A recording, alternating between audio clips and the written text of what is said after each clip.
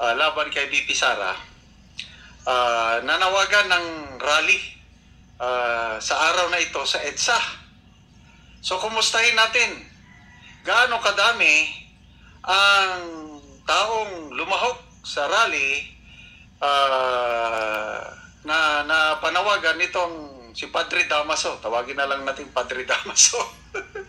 Mabuti na lang at may vlogger, si Wonders Philippines, kinover niya. Ito, may live stream siya ngayon. Kitang-kita kung gaano kadami ang taong nag-attend sa rally ayon sa panawagan ni Padre Damaso. Ito.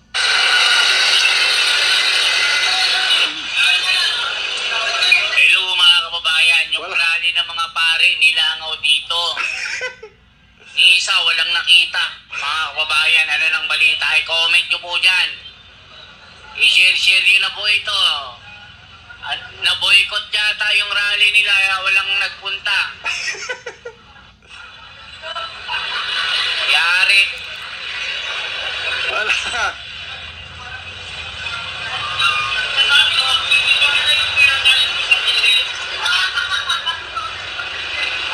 Bakante talaga. Mga vloggers lang nandyan, oh. Nangyari. Mga kababayan, anong nangyari? Ba't kali kanina? Na-boycott yata eh.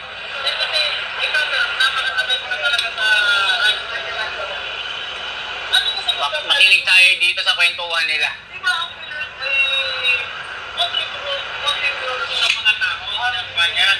Itong mga demonyo na nandiyan sa gobyerno, baka hindi nila alam, ito contribute nothing. Ano yan? Contribute nothing. Magaling magsalita ito eh. Yan. Huwag mo nang lagyan. Dinig na yun. Hindi na. Ito, baka hindi nila alam na ang pira ng PhilHealth, hindi ang pira ng gobyerno. Ayan, yan ang pira ng PhilHealth, contribute namin mga member ng PhilHealth. Putol.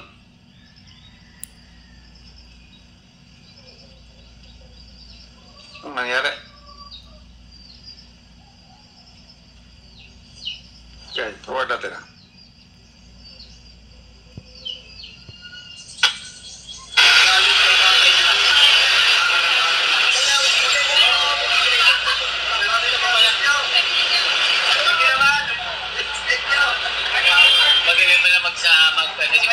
Speaker, no? Ngayon kayo magsalita. Ngayon sa inyong kaligayahan. Ngayon, ang kawan nila sa kawawa yung ano, taxi ko eh. Mayroon kagalit. Si ex-wife, kailan pa napunta sa Supreme Court ang impeachment? Normal ba yan? Hintayin nyo, malapit na. Hintayin nyo. Kung ba kayo nanonood, huwag kayo mag-end sa bayan. Naganatin, kinabahin pa sa mga bayarang mataas. Ako medyo pera na.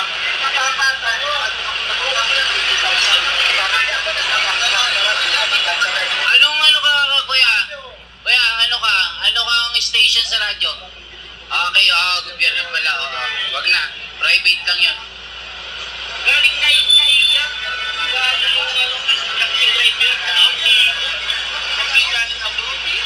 Ngayon, ang hindi naman nilalabang ay yung ating mga Lord Campos.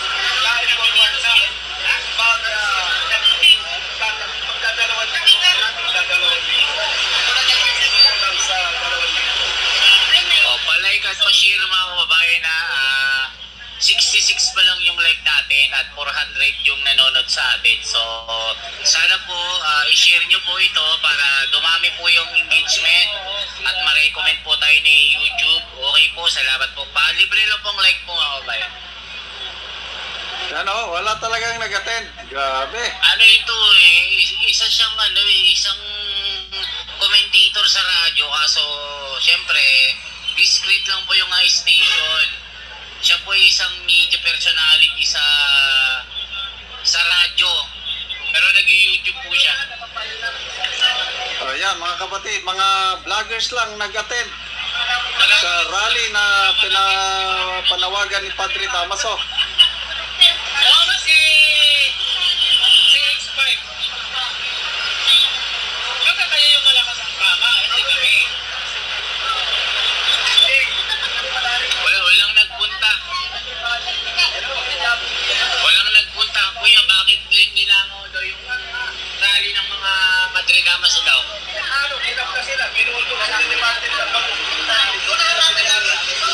Ay, hindi na bayaran. So yun, hindi binayaran. Ah, ganun. May isa eh, wala eh. Gaano karami daw dapat, kuya?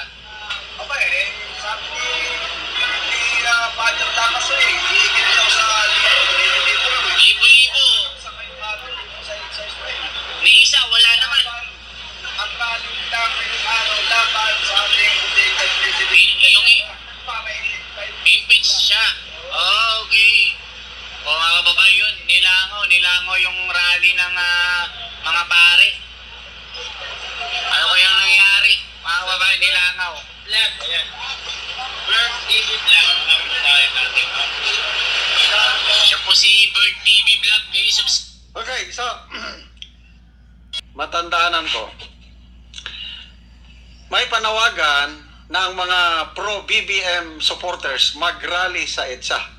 Kasi naunang nagra-rally sa EDSA yung mga pro-Duterte. So padami ng padami. Ang mga DDS nagra-rally gustong i-counter ng pro-BBM December 7. Anong nangyari? Ganyan din, nilangaw din, although may nag-attend din, mga ilan-ilan, mga hindi pa ata umabot ng 100 ang nag-attend sa pro-BBM rally dyan sa EDSA noong December 7.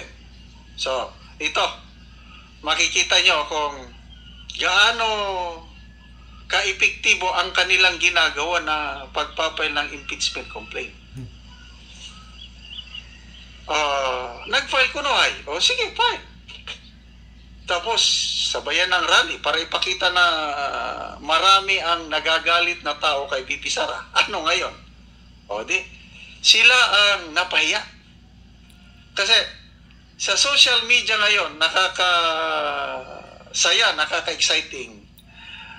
Every time na may post ng mga mainstream media tungkol kay VP Sara, mga negative na bagay tungkol kay VP Sara, nakakatuwa magbasa ng mga comments. Halos 99% sa mga comments ay pro-Duterte at anti-administrasyon ng Marcos Jr.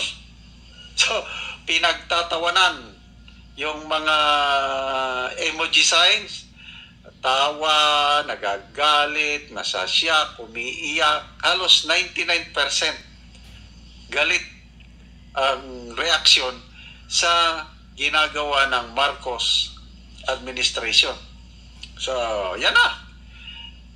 Na-file na ang pangatlong impeachment complaint. So, ano ngayon?